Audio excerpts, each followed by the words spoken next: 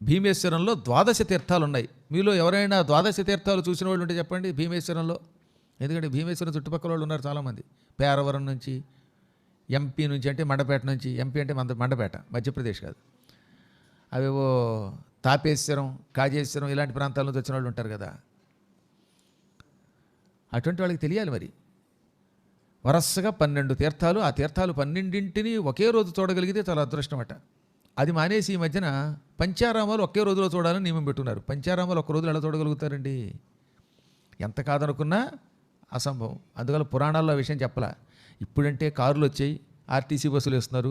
కాబట్టి బయలుదేరితే ఏ అర్ధరాత్రికో 1 గంటకో లేకపోతే మొత్తం మీద 24 గంటలలోపు వెళ్ళి చూడగలుగుతున్నారు. కానీ పూర్వకాలంలో కాలినడకన వెళ్ళేవాళ్ళు, గుర్రాల మీద వెళ్ళేవాడు. నారదుడిలాగా అదృశ్య రూపంలో ఇక్కడ మాయమే అక్కడ ప్రత్యక్షమైతే తప్ప మాదిరివాడు 5 ఆరామాలు ఒకేసారి చూడలేరు. అందుకని పురాణములలో పంచారామములు ఒకే రోజు చూడాలనే నియమం లేదు. ఇంటి దగ్గర బయలుదేరాక మళ్ళీ ఇంటికి వెళ్లకుండా ప్రయాణం చేస్తూ 5 ఆరామములు చూడండి అన్నారు. మళ్ళీ వెనక్కి ఇంటికి రాకూడదు. అంటే అమరేశ్వరుడి దగ్గరికి అమరావతిలో బయలుదేరితే మళ్ళీ ఇంటికి వెళ్ళి గుంటూరులో కాఫీ తాగి, లేదా రాఘవ గారిని ఏమంటే కాస్త కాఫీ తండ్రి స్టేషన్ కానీ తెప్పించుకు తాగి అప్పుడు బయలుదేరమని కాదల్లా. అందువల్ల బయలుదేరాక ఏంటనమాట, అమరావతిలో బయలుదేరాక మళ్ళీ ఇంటికి వెళ్లకుండా ఇదిగో భీమవరం వెళ్ళటం, అక్కడున్న గునుపూడిలో సోమేశ్వరుని చూడడం, అక్కడ నుంచి పాలకొల్లు వెళ్ళాలి, క్షీరారామలింగేశ్వరుని చూడాలి, అక్కడి నుంచి బయలుదేరాలి, దక్షారామం చూడాలి, అక్కడి నుంచి బయలుదేరాలి, కుమారారామం సామర్లకోటలో చూడాలి. ఇవి అనమాట క్రమం.